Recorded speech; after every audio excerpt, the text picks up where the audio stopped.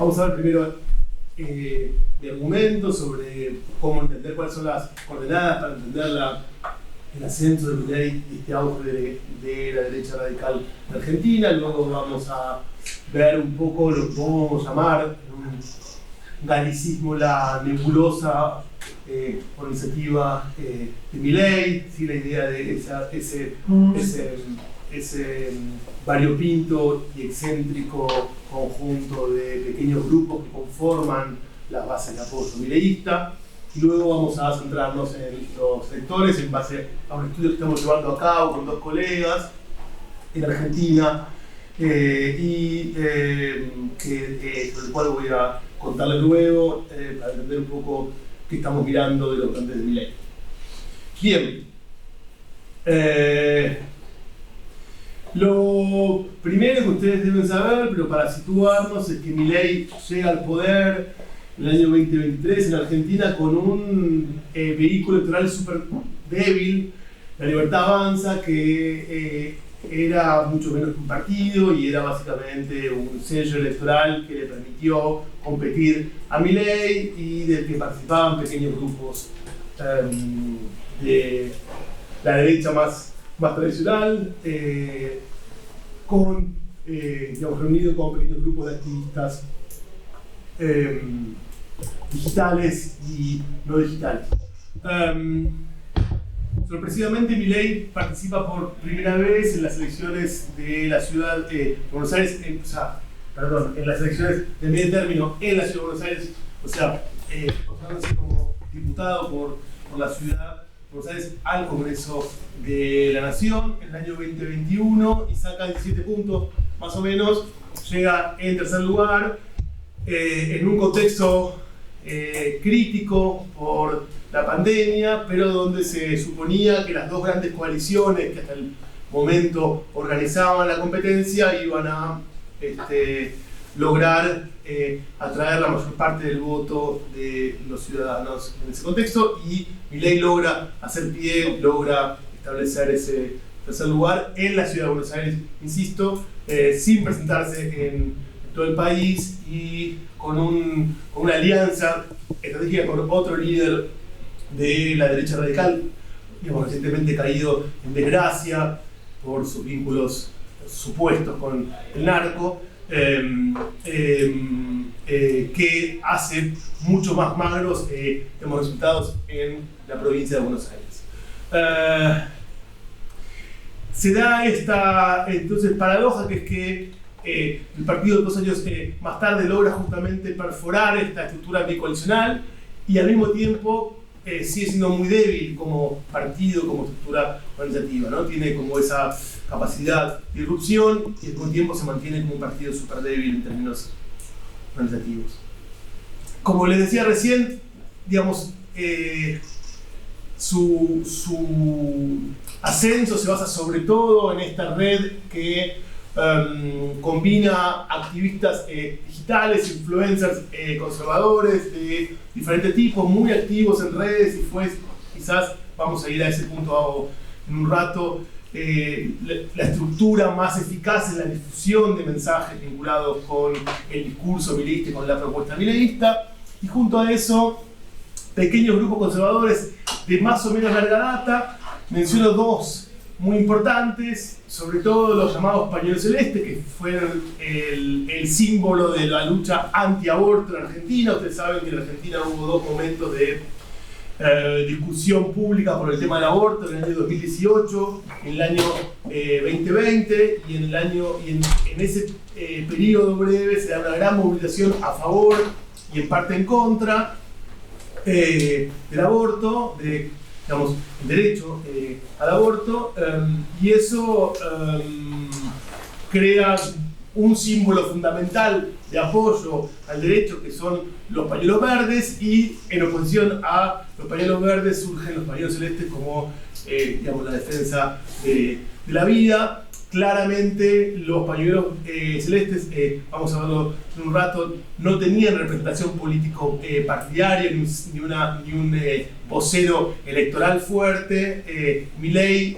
intenta atraer esos grupos y luego vemos por qué vía, pero básicamente su vicepresidenta era una de las activistas principales de esos grupos. Entonces es otra de las bases organizativas del mileísmo incipiente. Y el otro grupo, mucho más pequeño, mucho más confinado a un activismo más con muy baja legitimidad social, pero con una resiliencia y una fuerza bastante grande por sus bases sociales, es el activismo en defensa de los militares acusados o condenados inclusive por delitos de lesa humanidad. También la vicepresidenta es una de las principales activistas de estos grupos que demandaban un trato diferente a los condenados. Sobre todo, una de las viejas demandas era que los condenados de mayor edad pudieran pasar su pena en sus casas, y reivindicando una reconstrucción o un revisionismo histórico de la memoria de la dictadura. Y el tercer componente principal, que es más o menos típico de cualquier nuevo partido, cualquier nueva agrupación que se forma en torno a un líder de popularidad elevada, es la capacidad de atraer líderes descontentos con sus partidos. Ustedes saben que Argentina es un país federal, muy complejo en su estructura política, y en casi todos los distritos hay líderes que quedan fuera de las internas, que pierden las internas del peronismo, del radicalismo o del PRO, en este caso, que es el otro partido, de derecha mainstream más importante. Y Milei logra justamente atraer muy selectivamente algunos miembros de los partidos conservadores provinciales, del peronismo, del radicalismo en menor medida y del PRO, y con eso, digamos, logra armar parte de sus listas para las presidenciales del año 23. Como mencionábamos en un libro que editamos en el año 2024 con dos colegas sobre las derechas en América Latina, La Libertad Avanza forma parte de este rasgo principal, que es partidos muy débiles justamente desde el punto de vista organizativo, pero con gran capacidad de construcción programática, con gran capacidad para producir mensajes y encuadres que sintonizan fuertemente con el estado de la sociedad. Sobre todo en Argentina, dos rasgos que son clave. Uno es una persistente polarización entre kirchnerismo y antikirchnerismo, con bastantes rasgos programáticos de centro-izquierda a centro-derecha, y un creciente descontento desde el año 2021 adelante, mucho más fuerte, pero que, digamos, ya empezó antes, con una prolongada crisis económica que tiene Argentina desde el año por lo menos 2018, por contarlo menos, hasta el año 23. Ya son 5 años de persistente crisis con inflación creciente y con crecientes problemas vinculados con el empleo, los ingresos, etc. Un segundo rasgo muy importante en el caso mileísta es un ecosistema, justamente, sobre todo digital, muy eficiente en la difusión de mensajes y de estos encuadres, que fue clave en la construcción, uno puede decir, fuera del radar de los medios tradicionales, de la popularidad de Milei, sobre todo entre los jóvenes. Y uno puede decir, y este es un argumento para mí muy importante, que en buena parte también La Libertad Avanza se apoya en la construcción de la derecha mainstream. Uno puede decir, Argentina no tenía un partido de derecha competitivo hasta el año 2005, que el PRO se consolida, y hasta el año 2013 que el PRO se nacionaliza, y en el año 2015 llega al poder. Esta construcción de una derecha que que empieza a ofrecer un programa alternativo al de los partidos tradicionales, también es una sedimentación en la que se apoya fuertemente Milei. Eso podemos verlo al final, pero claramente hoy en día buena parte de la coalición electoral, digamos, de votantes, tienen que ver con esta sedimentación histórica que se inicia o que se consolida con el pronto caso. Bueno, y entonces justamente ahí viene nuestra gran pregunta. Uno puede decir, hay una pregunta sobre la cual yo soy bastante escéptico, que es en qué medida la Libertad Avanza va a construir un partido en el sentido fuerte del término. Ustedes saben, escribimos en el año 2021 un libro con Juan Pablo Luna, Fernando Rosenblatt y Rafael Piñeros sobre justamente intentando proponer una definición estricta de los partidos, donde decimos partidos son aquellos grupos que logran coordinar entre sus líderes y agregar intereses. Claramente yo por ahora soy bastante escéptico, digamos, respecto de la voluntad y de la capacidad del milenismo para digamos, construir un partido en estos términos, pero me parece mucho más digamos, me parece mucho más probable y mucho más potente por ahora la construcción de un electorado. Y eso es lo que estamos un poco estudiando, y eso lo pude contarles al final de mi presentación. Bien, entonces, ¿cómo es esta nebulosa organizacional mileísta? Básicamente hay un punto clave, que el mileísmo hasta ahora es desorganizado y caótico. Por supuesto, desde que llegó al poder y con los recursos del Estado empezó a tener más consistencia a nivel de los distintos, pero si uno mira la construcción en cada una de las 24 provincias del país, si uno mira el modo en que se conforman las listas, si uno mira la capacidad de coordinación de mensajes y de construcción en términos partidarios, todavía sigue siendo una agrupación bastante débil, desorganizada y caótica, y al mismo tiempo está formada por esta nebulosa de grupos que por ahora compiten entre sí, algunos con más suerte que otros. Primero tenemos ese mundo, como les decía recién, de los influencers, de los activistas digitales, que es un mundo que fue clave. Hay que decir que yo no, digamos, no me detuve en esto, pero digo, por ahí vale digamos, la pena hacer una breve historia de digamos, quién es Milei, porque quizás algunos no están tan familiarizados con el caso. Milei, ustedes saben que es un economista sin mucho prestigio académico, todavía con muy bajo prestigio académico, ni siquiera con prestigio profesional, en un sentido como tienen otros traders o hombres del mundo de digamos, las finanzas, con una carrera en los corporativa, digamos, como economista de empresa, que empieza a tener una gran popularidad,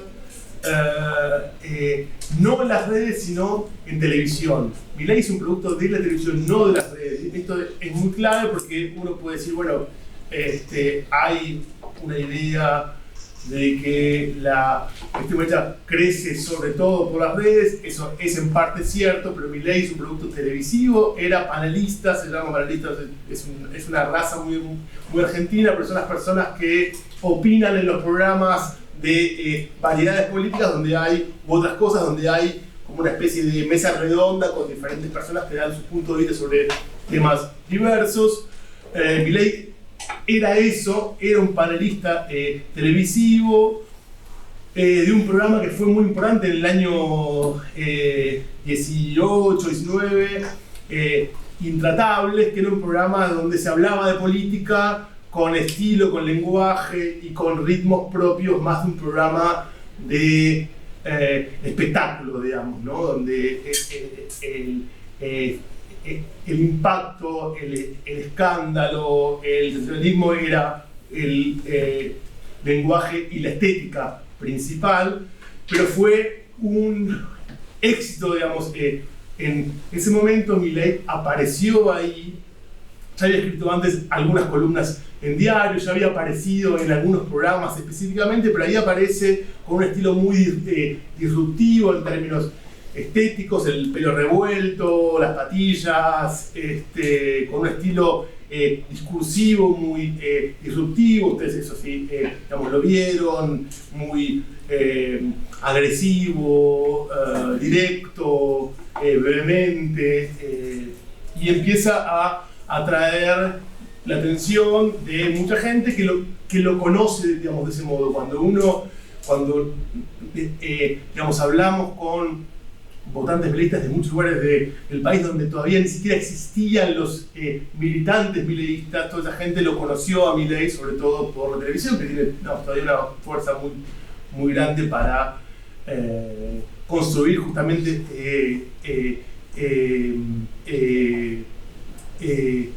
digamos, conocimiento de las personas, popularidad de las figuras políticas, y que permite entonces ese primer acercamiento de Milei a la audiencia. Paralelamente, sin embargo, Milei empieza a establecer contacto con el mundo digital, sobre todo un mundo digital en ese momento muy pequeño, de activistas conservadores, de influencers, con el que empieza a tener alguna relación, y a partir del año 2019-2020, cuando Milei decide entrar en política, es, digamos, en buena parte de la mano de este mundo de influencers, que era un conjunto de jóvenes, muy jóvenes muchas veces, con un gran manejo de redes y con una gran coordinación entre algunos grupos para justamente producir mensajes, producir imágenes y crear esta construcción disruptiva de Milei como el líder justamente que se opone a los políticos establecidos y que ofrece una oferta programática, discursiva, alternativa al establishment, en términos económicos, en términos políticos, en términos de diferentes cosas. ¿Cómo estás? Como les decía recién, estos otros grupos más conservadores, más clásicos, y estos políticos oportunistas que se suben a la idea de un líder emergente que les ofrece una carrera política. Bien, pero básicamente todo este conglomerado, junto con los políticos más tradicionales, junto con los líderes del PRO que se van sumando a Milei, todavía reposa fuertemente la popularidad, digamos, el líder en la performance pública de Milei. Milei es un gran performer público. Creo que eso es algo que a veces lo eludimos o no lo consideramos suficientemente, la gran capacidad performática que tiene Milei como en escena, digamos, para comunicar, para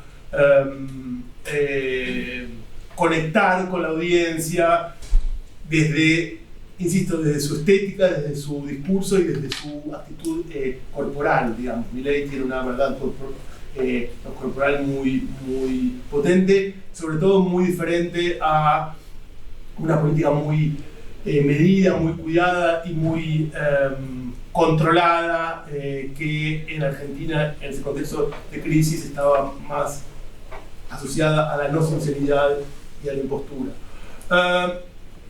Bueno, por supuesto, entonces hoy, sin duda, Milei tiene la gran consistencia que le da el manejo del Estado, el manejo de los recursos del Estado. Su hermana, Karina Milei, es la gran armadora política del partido y es a la vez funcionaria de Estado, esa confusión entre Estado y partido bastante propia de muchos países en la región también se da con este partido, que parece ahora que tiene justamente más consistencia porque también compensa su debilidad con el manejo de los resortes del Estado. Y el gran punto que yo creo que ahí es el que produce un cierto escepticismo de mi parte respecto de la capacidad y la posibilidad y de la voluntad de la Libertad Avanza para construirse como verdadero partido, es esa desconfianza que tiene el mileísmo, sus votantes y el pequeño círculo de cuadros respecto de las armas, los recursos y las formas de la política más tradicional. Entonces ahí hay como una especie de uso culposo de la política más tradicional que en buena parte puede tener digamos, efectos en la dificultad para establecer mecanismos de articulación, de coordinación y de implantación social del partido. Bien, este es, digamos, respecto del primer punto. Esto es en marzo del 19. Todavía Milei no era candidato y hace esta conferencia con dos influencers conservadores que algunos de ustedes deben conocerlo. Este es Agustín Laje, este es Nicolás Márquez, un poco más loser, digamos, menos exitoso que Laje, pero en todo caso dos influencers muy importantes de la nebulosa conservadora, y Milei hace este acto, conferencia, digamos, en la que ya reúne sobre todo jóvenes, pero no solamente. Ustedes van a ver, ahí se ve un poco la audiencia. En la primera fila son más bien señores mayores, conservadores, atrás están los más jóvenes, pero ya había en ese momento una gran concurrencia. Eso, digamos, llamaba la atención. Hemos ido a ese acto para ver digamos, qué pasaba. Llamaba la atención ya la fuerte capacidad de convocatoria, digamos, de Milei y su incipiente coalición con estos líderes, que expresaba un punto clave que es, yo diría, en términos organizativos, esta convergencia, esta coalición entre un producto televisivo más clásico y el mundo más digital, y en términos programáticos entre el discurso centrado en la economía y el discurso centrado en la cultura, digamos, ¿no? Esa coalición que se da en otras partes del mundo entre discurso ultra liberal o libertario y discurso ultra conservador y autoritario en buena parte. Como ustedes saben, esto no es nuevo. También hay buenos estudios históricos sobre Estados Unidos que muestran que esta coalición se dio hace mucho tiempo en Estados Unidos, sobre todo de la mano de un principio que sigue siendo, digamos, relevante para entender cómo se da esta coalición en la región, que es la idea de que para los conservadores que no eran anti-Estado, la idea de que el Estado empieza a ser promotor de derechos culturales, de género y diversidad vinculados con una transformación, digamos, de las normas digamos, que ellos viven como amenaza y como digamos, una declaración, digamos, de guerra contra los principios más conservadores, digamos, vuelve su discurso muy antiestado y muy en pro de la no injerencia del Estado justamente en la vida de las personas, y esto confluye con el discurso libertario en el mismo sentido, pero en la esfera económica. Esta cuestión de la batalla anti-woke, digamos, en términos de hoy, y la batalla contra el Estado es clave para entender cómo se construye también en buena parte los ingredientes principales de, digamos, del mileísmo, aunque claramente, vamos a verlo dentro de un rato, en Milei, por ahora, en todo caso, el componente cultural es un componente secundario respecto de la centralidad del componente económico. Bien, y acá tenemos, esto era en el año 19, este es el año 24, 5 años más tarde, lo que era un movimiento underground, digamos, y alternativo, se vuelve el think tank, la fundación del partido de gobierno en Argentina. La AGE toma una posición mucho más profesional y mucho más institucional. Nosotros escribimos un artículo con Gabriel Kessler en el año 21 sobre los influencers conservadores justamente en América Latina, y tomábamos el caso del AGE y en ese momento lo llamábamos un cuentapropista, porque realmente el AGE era todavía un influencer sin estructura institucional. Claramente el mileísmo y su previo pasaje por España y Vox le da cierto respaldo que digamos, no tenía hasta entonces. No te entendí. Cuenta propista. Cuenta propista es un concepto de la sociología de el trabajo, se llama cuenta propista a los trabajadores por cuenta propia. Ah, ok. Sí. Emprendedor sería en los términos actuales.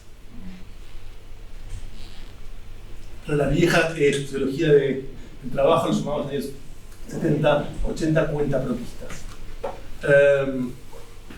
Bien, entonces esta Fundación Faro tiene un rasgo doble o triple en todo caso. El primer punto es justamente ser el gran productor de los guiones culturales, de la batalla cultural, que todavía, insisto, tiene un lugar secundario en Milei, pero que tiene sus programas, sus ideas y sus mensajes.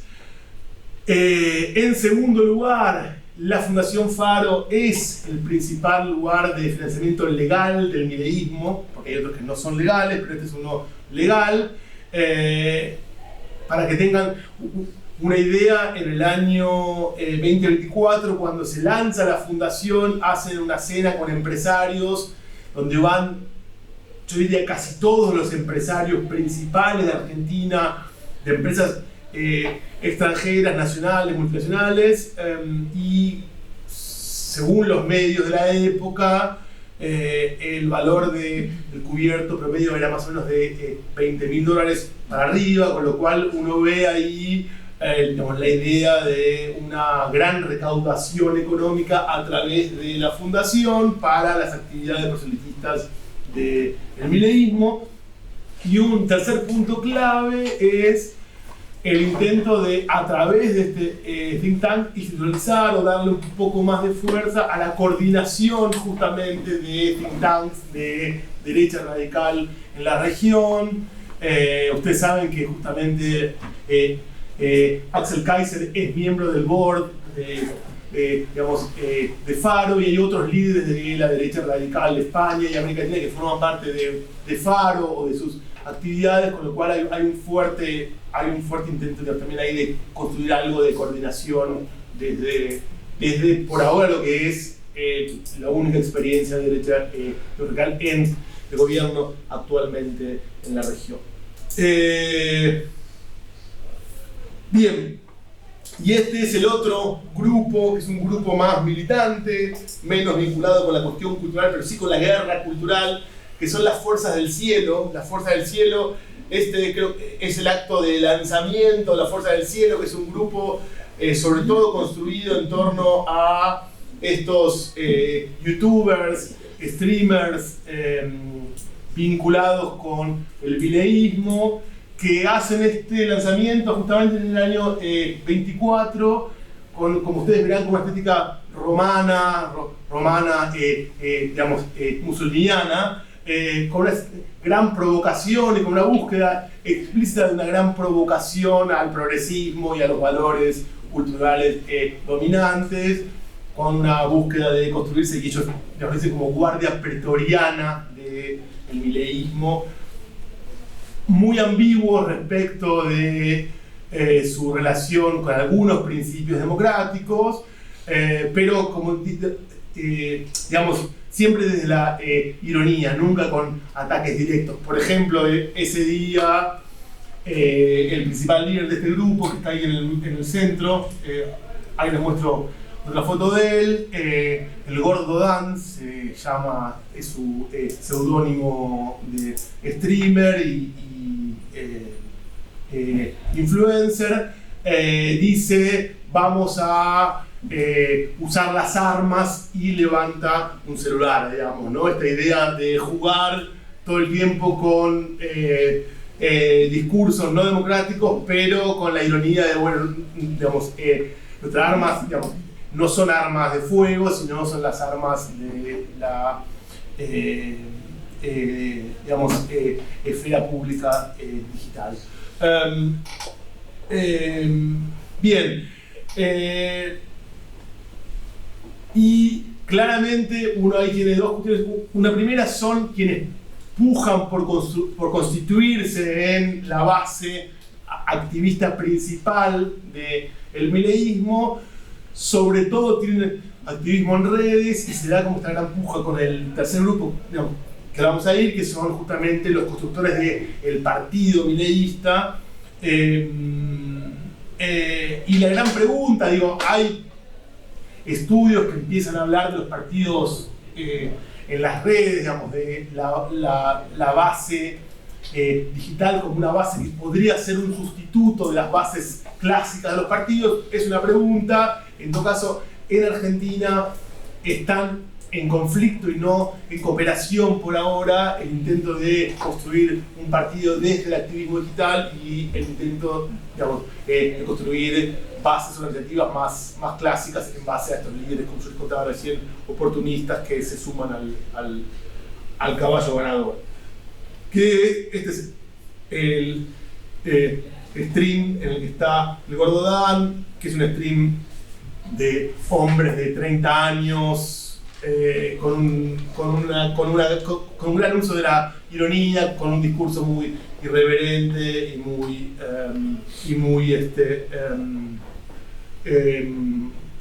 sobre todo antiprogresista, digamos, ¿no? Como su gran bandera.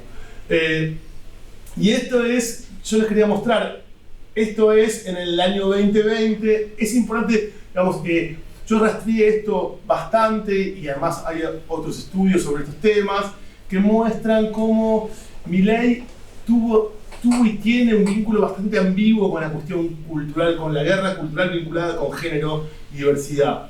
En el año 2018, cuando es la primera campaña en favor del aborto, cuando se lanza el primer debate, Milei casi no participa. Dice algunas cosas, tuitea muy poco, pero no participa ni de las movilizaciones, y recién ahí explica por qué un libertario tiene que ser antiaborto, que era un gran debate inclusive en la derecha más radical. Hay, no me acuerdo si en el 2018 o en el 2019 o por ahí, un debate bastante conocido por quienes seguimos estos temas, que se da en YouTube entre Gloria Álvarez, que es una influencer guatemalteca, y Laje, justamente defendiendo digamos, posiciones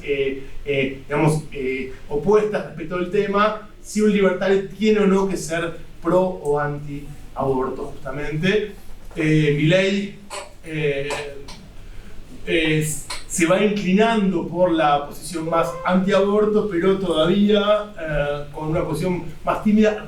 Recién en 2020, cuando se lanza en política, se da cuenta que ahí hay claramente un espacio para construir digamos, cierta digamos, activismo y representación política, sobre todo, y algo que ha sido también muy estudiado en otros casos como Chile, porque la derecha mainstream se modera mucho culturalmente. De hecho, el primero que lanza el debate, digamos, del aborto es Macri, ¿no? Macri, digamos, sin tomar una postura a favor, lanza el debate, abre el debate, y generalmente eso genera una gran crítica de los sectores más conservadores y va alienándole parte del voto más conservador duro.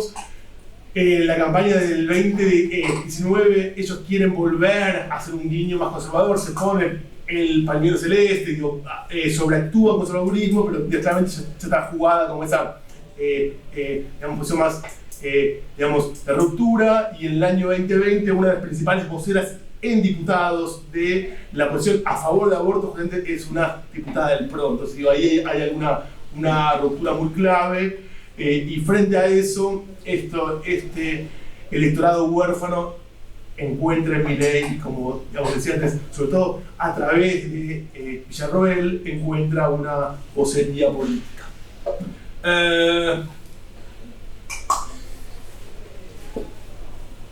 Hasta ahora, como justamente encima a poco digamos, de ganar, Milei se enfrenta con su vicepresidenta, la cuestión cultural queda aún más relegada porque es parte de la agenda de su adversaria, con lo cual por ahora no hay digamos, intentos claros de avanzar centralmente en la agenda de los conservadores, digamos, el backlash digamos, en la cuestión cultural, aunque por supuesto hubo en Argentina, como en otros casos, desmantelamiento de políticas públicas vinculadas con violencia contra la mujer, por ejemplo.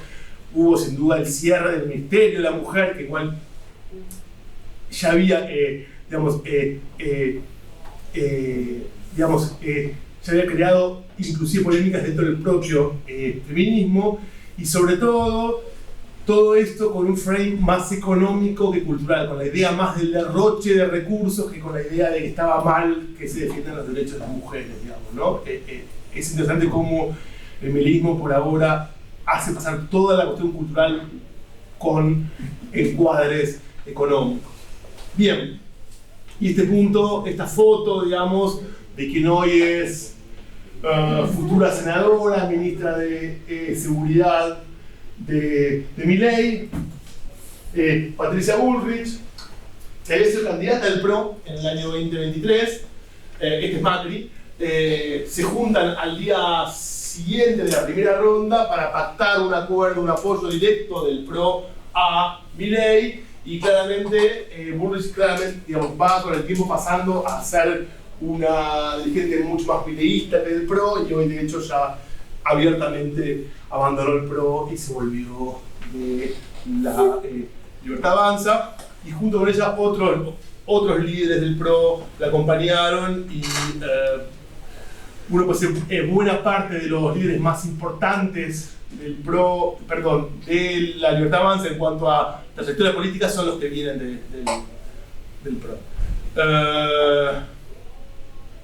Aunque por supuesto uno puede decir se mantiene esta tensión entre la derecha mainstream, que quiere conservar algo de autonomía, Macri todavía intenta preservar su partido, y digamos, un mileísmo que intenta justamente absorberlo, controlarlo y subordinarlo. Bien, y esta es la última pata de la construcción política, que es justamente la hermana de Milei, Karina Milei, con dos dirigentes armadores políticos peronistas. Uno es un Menem, que está allí, Martín Menem, que es sobrino del ex presidente Menem, y el otro es un armador peronista de la provincia de Buenos Aires, que dan cuenta un poco de cuál es el tono por ahora de construcción política del mileísmo, que es básicamente, como decía antes, intentar atraer dirigentes de partidos existentes, conservadores, peronistas, radicales del PRO, y sumarlos a las listas y, digamos, comprar, por así decirlo, o atraer redes existentes antes que construir redes nuevas. Esto es interesante porque cuando uno compara, por ejemplo, con cómo el PRO construyó digamos, su partido, se da cuenta, digo, por contraste, la gran diferencia en la estrategia discursiva y de construcción política que tiene el mileísmo. Sobre todo en la construcción partidaria no hay, insisto, bases propias todavía sólidas, no hay una constitución organizada, y hay sobre todo liderazgos absorbidos de los partidos tradicionales, más que la generación de liderazgos propios. Bien, esto voy a seguir rápido para no pasar. Ya está, vamos a ir rápido a la cuestión de los votantes. Acá, para que vean un poquito, estos son datos de una encuesta que hicimos en el año 2023, uno puede ver aquí claramente el pasaje de los votos de la primera a la segunda vuelta y sobre todo puede ver cómo el voto amarillo del PRO se va casi en totalidad a Milei, digamos, ¿no? Hay un traspaso del voto que habla de esa aceptación bastante rápida de los votantes de la derecha mainstream de que Milei frente al peronismo era una buena alternativa, y por supuesto eso en parte se repite en las últimas elecciones. Entonces, la pregunta por si estamos frente a la construcción o no de un nuevo electorado conservador, más de extrema derecha en Argentina, uno puede decir hay una larga construcción histórica que tiene que ver con la oferta y la demanda. Sobre la oferta ya hemos dicho, digamos, la demanda básicamente tiene 4 hitos. Claro, uno, primero, es, insisto, que se forma el PRO y luego Cambiemos, que forma esa gran coalición competitiva que empieza a disputar mensajes y encuadres con los partidos tradicionales, empieza a traer los discursos, sobre todo en la fase económica y en la fase de la seguridad, más alternativos y más conservadores frente a la predominancia que tenía el peronismo progresista hasta entonces. Luego, este punto clave es que se va polarizando Argentina fuertemente en términos bastante programáticos, y eso va generando justamente una pregnancia de esos encuadres en, en los votantes del PRO. Hay estudios que muestran que si uno compara los votantes de Macri en el año 15 y en el año 19, cuando pierde su reelección, los del año 15 son mucho más heterogéneos, son mucho menos conservadores y se parecen mucho menos entre sí. Los del año 19 son más homogéneos, son más conservadores y aceptan más el discurso de sus candidatos. Al mismo tiempo, la crisis y la decepción del PRO abre la puerta para una opción de derecha alternativa. Y el último punto, por supuesto, es este auge sin duda de la derecha alternativa, que no es un caso, digamos, no es privativo de Argentina, sino que se da en la región y en el mundo. Bien, esto pasamos. Bueno, y les cuento brevemente para terminar lo que estamos haciendo sobre, sí, en 3 minutos, les cuento lo que estamos haciendo sobre los votantes de Milei, y ya luego termino, perdón si es un poco largo. Bien, estamos haciendo sobre todo un estudio que tiene una base cuantitativa, porque partimos con una encuesta que hicimos en el año 23-24, justamente para entender quiénes eran los votantes de Milei, cómo se diferenciaban los votantes de la derecha mainstream y del peronismo, y tiene una fase cualitativa que es clave, que estamos conversando longitudinalmente desde julio del año pasado hasta ahora, por WhatsApp primero, sistemáticamente, y con entrevistas y conversaciones etnográficas luego, con votantes mileístas de la primera y la segunda vuelta, o sea, con votantes duros, por así decirlo, digamos, que lo eligieron antes de que hubiera una disyuntiva entre peronismo y antiperonismo. Y para entender justamente cómo van reaccionando a los cambios en la coyuntura política, en la acción del gobierno y en la interacción entre gobierno y oposición. Bueno, esto se los cuento luego, cómo estamos trabajando con los grupos. ¿Qué nos dice? Digamos, la encuesta nos dice claramente que los votantes, digamos, de Milei son bastante conservadores, aunque no tanto, pero son más conservadores que los no peronistas, perdón, que los peronistas, y son muy favorables al libre mercado, digamos, ¿no? Aquí les quiero mostrar, y sobre todo que están muy cerca de los votantes del PRO. Les quiero mostrar un par de datos para ir más rápido. Esta es la pregunta por ideología. Esto es la izquierda trotskista, el peronismo, el voto en blanco, el voto por el peronismo alternativo más de centro-derecha, y esto es Bullrich pro Milei, ¿no? Uno puede ver, esto es autoposicionamiento ideológico de 1 a 7, nadie está muy, digamos, estos son 5 puntos, digamos, son de extrema derecha, pero uno puede ver el degradé muy claro de izquierda a derecha, cómo se parecen bastante estos, ¿no? Cómo se parecen bastante los votantes de Milei con los votantes del PRO. con preguntas específicas. Por ejemplo, esta es la pregunta sobre programas sociales, si tienen que existir o no, si tienen que ser por un tiempo o permanentes. También lo mismo. Milei y Bullrich están juntos acá, más con la idea de que hay que, digamos, tener ayudas por un tiempo y más apoyo, aunque no tanto porque hay una crisis con el tema, pero más apoyo en la izquierda y en el peronismo, sin duda, a los programas sociales de ayuda.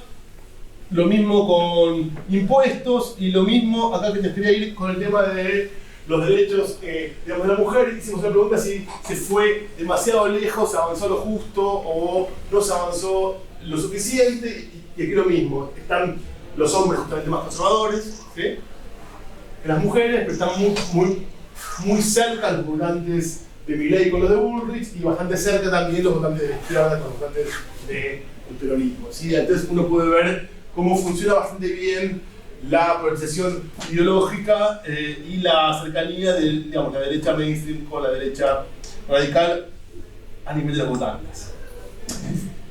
Yo no creo, quizá pararía acá para no correr tanto. Digamos, tengo un par de cosas más, pero no sé si vos preferís que pare acá quizás. Bueno, tal vez en la pregunta. Sí, para no irme tanto, puede ser, ¿sí? Genial. Dale, paramos acá y en tu caso luego les cuento las preguntas un poco más sobre lo que estamos haciendo con los grupos, digamos, de WhatsApp. Gracias. Muchas gracias, Gabriel, por esta presentación. Preguntas del público sobre la presentación. Yo tengo una, Mauro tiene otra. Ya, bueno, hay preguntas, así que partan ustedes. Yo creo que sí, ¿cierto? ¿La juntamos? ¿La juntamos? Sí, son 2, 3, juntamos. Claro. Más de 3 no retengo ya más de 3. Hasta 3. Entonces tenemos 3. ¿Tu nombre? Si se pueden presentar. Sí. Bueno, mi nombre es Ian Morales, soy sociólogo y actualmente estoy trabajando en un proyecto Fondesit que compara precisamente política argentina con política estadounidense. Bien, bueno, Milei es lo de hoy. Argentina es un país bien interesante para investigarlo en general. Bueno, la pregunta es con la que cerraste. ¿Existe un electorado mileísta así consistente y cómo sería? Porque a nivel mundial estamos viendo todas estas tendencias. Yo creo que en las siguientes charlas también vamos a ver algo de esto. Esta idea de que el votante de la derecha radical es masculino, joven, descontento, mientras que los viejos partidos obreros, donde por descarte caería el peronismo, es como un electorado que se está envejeciendo o se está feminizando, ¿no? A nivel general eso, y sobre todo también una pregunta algo que dejaste ver entre medio, pero que a mí para los fines del proyecto en el que estoy me interesa, si se puede hablar de que el mileísmo se comió al espectro antiperonista que históricamente fue el radicalismo, después el PRO, y podría ser ahora Milei como consolidarse como la fase antiperonista de hoy. Eso. Gracias. Sí, bueno, yo soy Francisco Molina, soy asistente del Fondo de Stephanie y también intensista de Xcom. Mi pregunta va en línea un poco de lo que planteaba Ian recién. Bueno, en tu trabajo, como tú, Morresi y otras personas hicieron mucho énfasis en la dificultad histórica de la derecha en construir un partido en Argentina. Y de hecho, en tus trabajos sobre el PRO se destacaba como que había casi una proeza de Macri en lograr como sumar gente del mundo de la finanza y del mundo para construir un proyecto político de derecha que más o menos tenía representación y raíces en todo el país, con diferentes mundos sociales de preferencia claros. Y mi pregunta va en en la actualidad o hacia el futuro, ¿cuál es la proyección que tiene la derecha en mainstream ante como el éxito de la derecha radical? ¿Va a ser como consumida el electorado del PRO que se asentaba principalmente en la ciudad de Buenos Aires, como fue consumido por Milei con la Libertad Avanza, o tiene posibilidades como de plantear una alternativa al mileísmo? Lo digo también pensando como en el escenario que se nos aproxima a nosotros, como todavía existe una candidatura y una propuesta de la derecha mainstream en Chile que al parecer no ha cuajado mucho como con el electorado, no lo sabemos todavía. Entonces me gustaría saber eso, como cómo ves el futuro de la derecha mainstream ante el éxito de Milei. Gracias. Voy a preguntar dos cosas muy simples, pero a lo mejor ya las dijiste, pero llegué tarde. Disculpas. La primera es tan simple como si el concepto mileísmo es un concepto que ya está acuñado, usado, porque en Chile tengo la impresión, por lo menos en los diarios, que leo todos los días, digamos, no se usa la palabra mileísmo. Es súper fuerte decirlo también, ¿no? Kirchnerismo, peronismo. ¿Se puede hablar ya de eso? ¿Es un concepto tuyo? ¿Es lengua corriente en Argentina?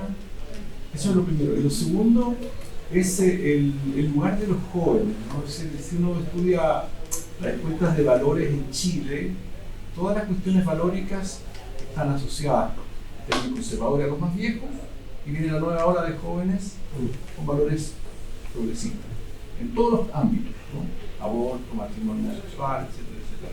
Entonces, la gran pregunta que uno tiene que hacerse acá, ¿cómo logra, si es que se logra, ¿sí?, ocupar ese espacio normalmente asociado al progresismo, nuevos valores, para un conservadurismo y tener ahí, digamos, una reserva que proyecta esto hacia adelante, ¿no? O sea, esa es como la pregunta que uno se hace, ¿no?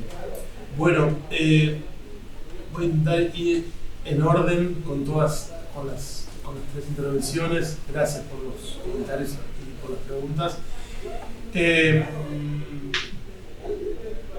Tus preguntas. La segunda me la acuerdo, pero la primera un poco menos. ¿Me la puedes refrescar? La segunda fue sobre cómo es así, polarización. la primera. La primera era más bien una caracterización sociodemográfica del votante, si se confirma cómo está. Ok, entonces, bien. Bueno, a ver, quiero decir algo general que también es importante para el caso argentino. Yo, digamos, lo mencioné un poco en esta presentación, cuando daba charlas, cuando inició Milei, eso era más clave, y en el capítulo que sale en el libro que está compilando Cristóbal Rovira sobre extrema derecha con otros colegas, con Carlos Meléndez y Elisa Zanotti y otros más, aparece esto bien claro, que es el contexto de emergencia de Milei en Argentina es clave para entender no solamente digamos la demanda social depositada en Milei, sino también uno puede decir los límites a los que se circunscribe por ahora su campo de acción. Y Milei lo dice, y lo sabe eso muy claramente. Milei dice: a mí me contrataron, dice, para bajar la inflación, para reducir el déficit. Él dice: yo tengo un empleo cuya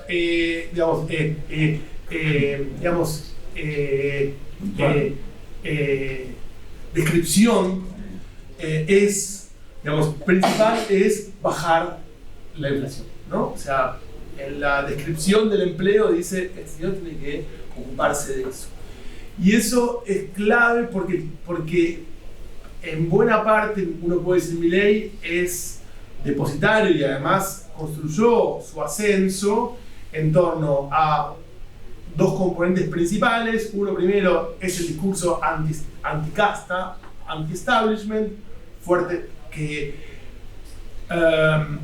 atrae y a la vez canaliza el descontento de una parte de la población con las élites establecidas en política y sobre todo de los jóvenes. Sin duda que los jóvenes, los que entraron al mundo adulto en Argentina de la crisis larga que yo decía recién, del 2018-2023, uno puede decir, hasta hoy en parte continúa, son los jóvenes que no tenían oportunidades laborales, que vivían más fuertemente la precarización, la inflación, todos por supuesto lo vivían, pero más en los jóvenes, y son los que encuentran en Milei, uno puede decir, la encarnación, como decía antes, performática del descontento. Y el segundo punto era la motosierra, ¿no? La idea de que el problema justamente se terminaba con un recorte abrupto de los gastos del Estado, las dos cosas unidas, porque el Estado era el territorio de la casta justamente y de los privilegios de la casta. Entonces, esta gran capacidad unir un discurso más clásico, más histórico, pero con una conexión con las demandas de ese momento muy claras, que era la idea de reducir el gasto público como remedio para bajar la inflación, y el discurso anti-establishment, fueron dos componentes centrales de la conexión inicial de Milei, y siguen siendo hoy en día parte fundamental de la conexión de Milei con sus electores. Entonces, por eso vuelvo con esto, que es que la cuestión cultural no es una conexión clave de Milei con sus electores. Es una cuestión secundaria, por supuesto. Milei, como yo dije antes, atrae a estos pequeños grupos conservadores, pero no es, por ahora, un rasgo definitorio de su electorado en un sentido amplio. Milei tuvo en el año 23, por esta combinación, una gran capacidad para perforar geográfica y socialmente el voto tradicional de, digamos, la derecha, y llega justamente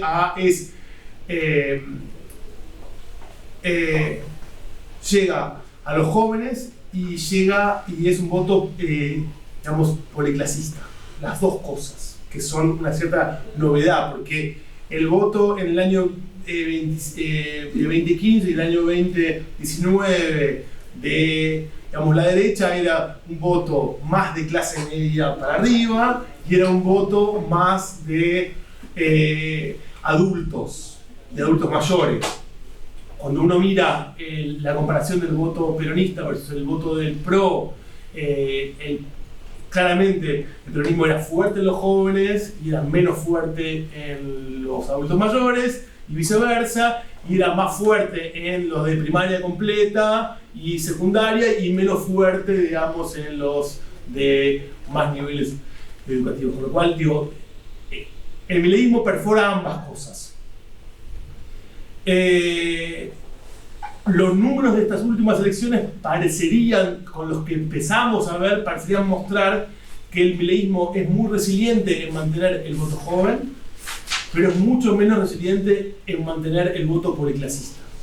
Está perdiendo, parece, algo del voto de clase baja, sobre todo por los malos, uno puede decir, por la persistencia de la crisis económica, y sobre todo por la profundización de las dificultades económicas de las clases más bajas, pero mantiene todavía la conexión fuerte con el voto, digamos, de rebeldía joven.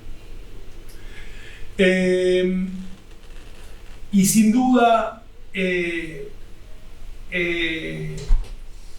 Milei logra también crecientemente insertarse en esta polarización anterior del lado del antiperonismo o del no peronismo.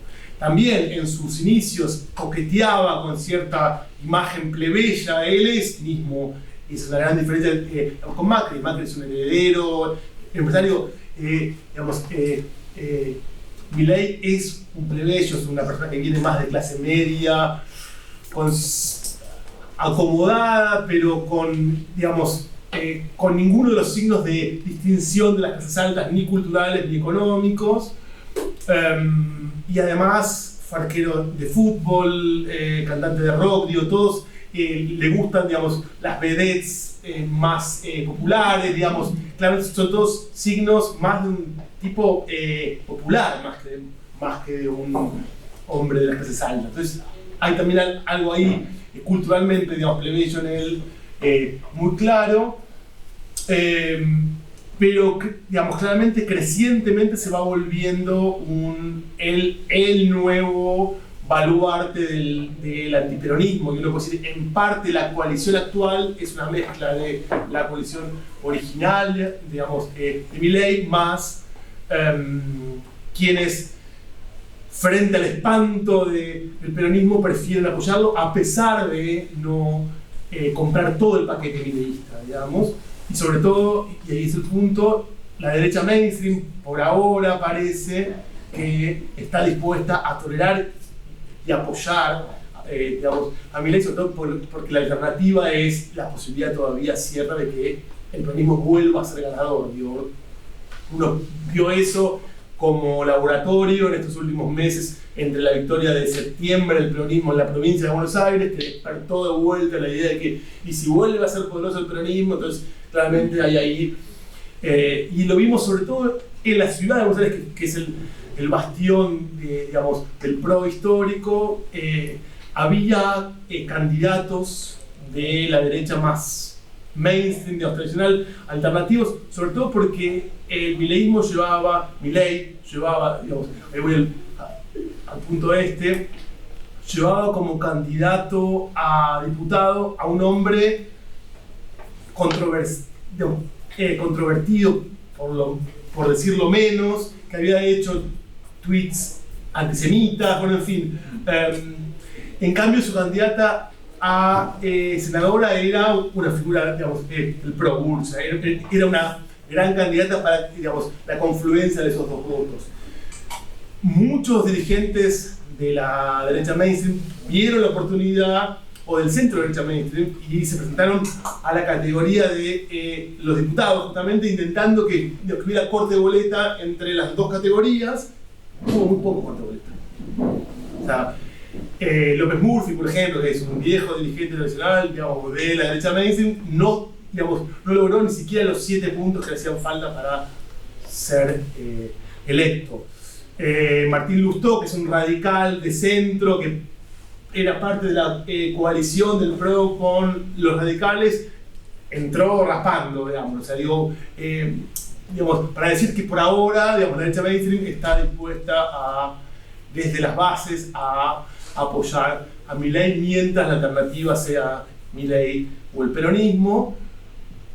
El futuro de esa derecha no lo sabemos. Es probable que dependa mucho de la suerte de Milei, como de su gobierno, quiero decir, y de la convicción de los dirigentes del PRO para mantener ese bien común que es el partido, la marca, la historia. Cuantos más dirigentes del PRO se pasen al oficialismo, más débil va a quedar el partido y más dificultades va a haber para, digamos, reconstituirlo eventualmente. Yo creo que están jugando a la idea de un impasse hasta que, digamos, sabiendo que sus votantes van a apoyarlo frente justamente a la alternativa peronista. Entonces yo creo que es claro que no hay lugar hoy en día para las dos derechas. Hoy en día no hay lugar para las derechas. Ahora, ¿eso significa que el PRO está muerto? No lo sé. Que está muy debilitado sin duda, que están sus líderes en crisis, que Macri mismo ya no tiene el ascendente sobre el partido que tenía antes en su capacidad disciplinadora digamos, y ordenadora, sin duda, pero no me atrevería a firmar el acta de muerte de nadie, ni la mía.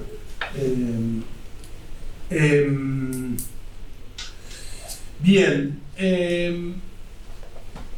y dos cosas más me quedan. El tema mileísmo, yo prefiero llamarlo mileísmo porque, como empecé diciendo, para mí la Libertad Avanza, digamos, no es un partido. Y la conexión de sus votantes descansa mucho en la figura de Milei. Entonces yo creo que hay más mileísmo que partido la Libertad Avanza hoy en día. Entonces eso cambia en el tiempo. Pero el centro de gravedad de la derecha radical en Argentina es Milei. Es la figura de Milei, es la conexión de su lado, es la confianza en Milei y sus votantes, y eso lo hemos averiguado por diferentes vías, confían mucho en él y están dispuestos a entregar a cualquier miembro de su entorno menos a él, digamos, ¿no? Entonces ahí hubo escándalos ahora hace poco, sospechas de corrupción. El único en el que siguen creciendo es en el a rajatabla, en su sinceridad, su honestidad. Entonces creo que hay una conexión fuerte con Milei que tenemos que tomar en serio. Aunque nos parezca desde nuestros criterios estéticos y éticos inverosímil, hay una fuerte conexión de su lado con Milei. Y eso es muy notable y muy claro, y creo que intelectualmente, digamos, hay que tomar en serio eso. Después, mileísmo quizás es una exageración por el momento, pero es menos exagerado decir mileísmo que decir que la Libertad Avanza es un partido, a mi juicio. Y el último punto, y soy breve, sobre los jóvenes, es un punto clave. Nosotros estamos intentando estudiar eso, digamos, hace rato hicimos un paper hace poco publicado en Colombia sobre justamente comparación en base a encuestas de posiciones de los jóvenes de Argentina, Brasil, Colombia y México sobre diferentes temas, y encontramos, como bien vos decís, que los jóvenes son mucho más progresistas que los no jóvenes en materia cultural, pero son más punitivos. Son más punitivos que los no jóvenes en los 4 países. Son más a favor de la pena de muerte, a favor de la mano dura, o sea, son menos conservadores culturales, son menos antimigrantes también, pero son más punitivos y tienen menos apego con la democracia. Entonces digo, creo que esa configuración compleja que uno puede llamar, digamos, tiene, digamos, rasgos neoautoritarios en cierto punto, pero a la vez más progresistas en lo cultural, es lo que, digamos, tenemos que entender si es un efecto de corte, un efecto generacional, digamos, más durable, si nos habla, digamos, de un cambio en las sensibilidades políticas o si es simplemente efecto de una coyuntura complicada para ser joven en la región, digamos, ¿no? Lo que sí parece claro es que los jóvenes son una continuidad de esta tendencia que sí vimos y la que conversábamos ayer a crecimiento del apoyo a las posiciones más seculares en materia cultural, sin duda, pero también son la punta de lanza de manodurismo, punitivismo. Entonces también hay que conectar fuertemente con la derecha dura, ¿no? Que tiene todo para dar en ese plano y frente a la cual el progresismo siempre es más educativo, conflictuado y tiene menos respuestas claras. Perfecto, propongo guardar las preguntas para el final, para ir avanzando. Te agradezco mucho, Por favor, placer.